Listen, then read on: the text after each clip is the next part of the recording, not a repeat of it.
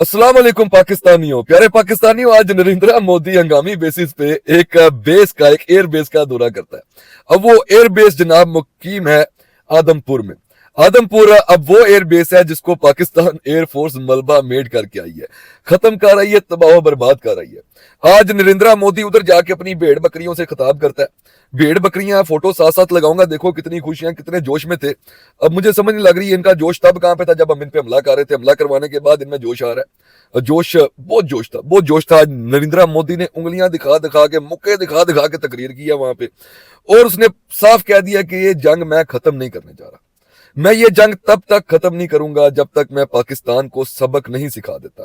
मैं पाकिस्तान को बहुत बड़ा सबक दिखाने सिखाने जा रहा हूं। हिस्ट्री में कभी पाकिस्तान ने इतना बड़ा सबक नहीं हासिल किया होगा जितना बड़ा सबक मैं नरेंद्र मोदी 2025 में पाकिस्तान को सिखाने जा रहा हूं। ये नरेंद्र मोदी ने अपनी भेड़ बकरियों से खिताब किया, अपने खोतों से खिताब किया। मैं इसकी फौज को क्यों भेड़ बकरियां कहता हूं वो मैं बताता हूं। क्योंकि भेड़ बकरियों की आप देते हो कुर्बानी, बलि, ये बलि के बकरे हैं, लिटरली बलि के बकरे हैं। इसके पॉलिटिकल गेन के लिए इसकी एयरफोर्स, इसकी नेवी, इसकी जितनी भी युद्ध भूमि की सेना है, सारे के सारे सब के सब भेड़ बकरियां बलि देगा। इनकी काली माता के आगे इनकी बलि चढ़ाएगा नरेंद्र मोदी अपने पॉलिटिकल गेन्स के लिए।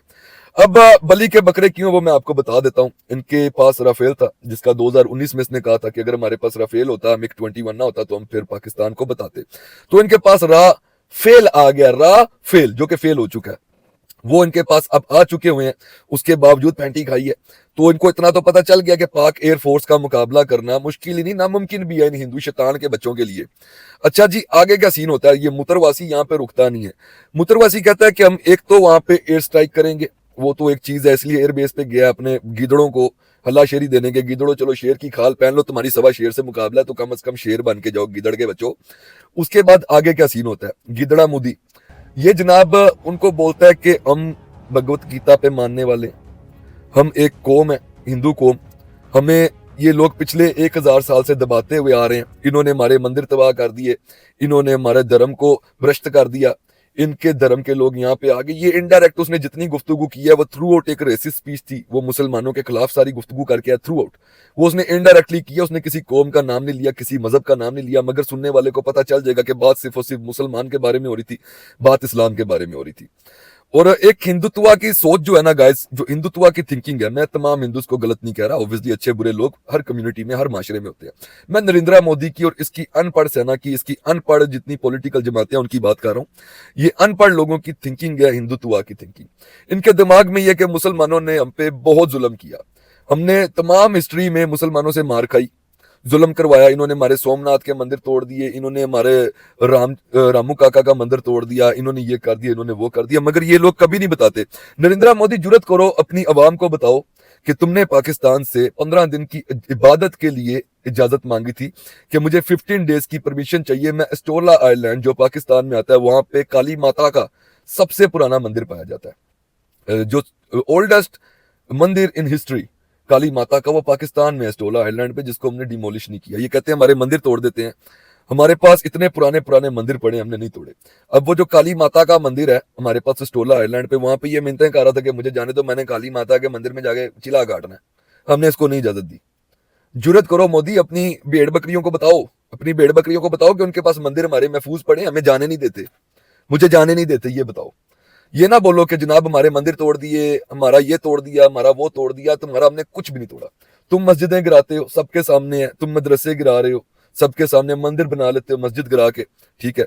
और अगर तुम मस्जिद गिराते भी हो मोदी, तो बेसिक चीज ये है, हम तो मुसलमान है भाई। हम तो जंगल में खड़े होकर भी नियत कर लेंगे, नमाज पढ़ लेंगे, अल्लाह को सजदा कर देंगे।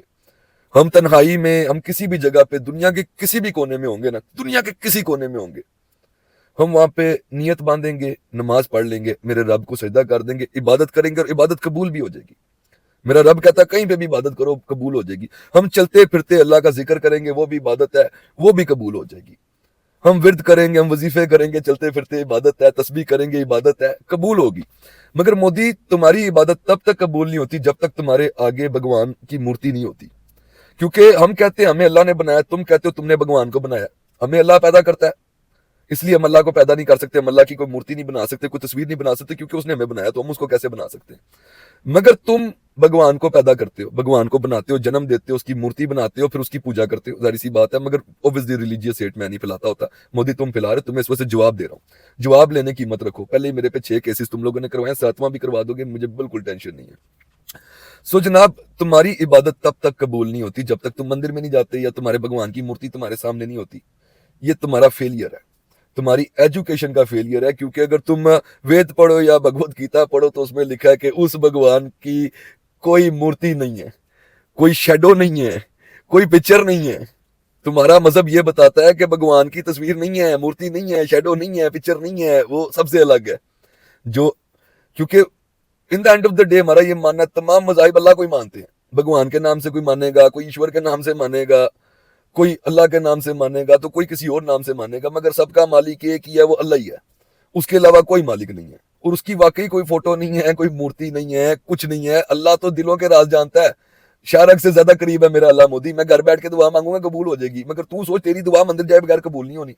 तो स्टोला आइलैंड का बता अपनी कौम को, अपनी भेड़ बकरियों को बता कि पाकिस्तान में काली माता का सबसे पुराना मंदिर है, जहां पे 15 दिन का मैंने इजाजत मांगी थी और मुझे आसिम मुनीर साहब ने साफ मना कर दिया कि हमने तो इजाजत नहीं, नाच जा। बता अपनी इमाम को, भेड़ बकरियों को बता। उसके बाद जनाब, अब भेड़ बकरियां जो है वो ऑब्वियसली एक सुसाइड मिशन के लिए तैयार की जा रही हैं कि पाकिस्तान जाओ, खुदकुशी करो, मर जाओ, जाओ जहाज भी करवाओ, त्यारे भी करवाओ और मरो। एक बहुत बड़ा हमला जो है वो प्लान कर रहा है मोदी।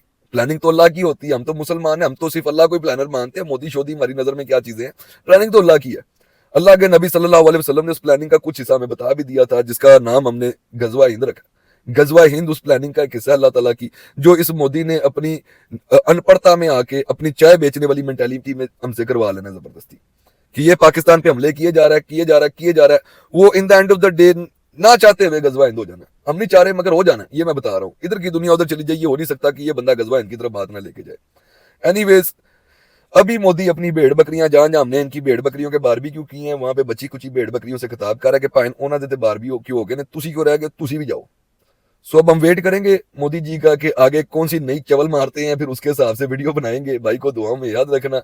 जिसने अभी तक मेरा यूट्यूब चैनल सब्सक्राइब नहीं किया, make sure everyone do subscribe it. Allah Hafiz.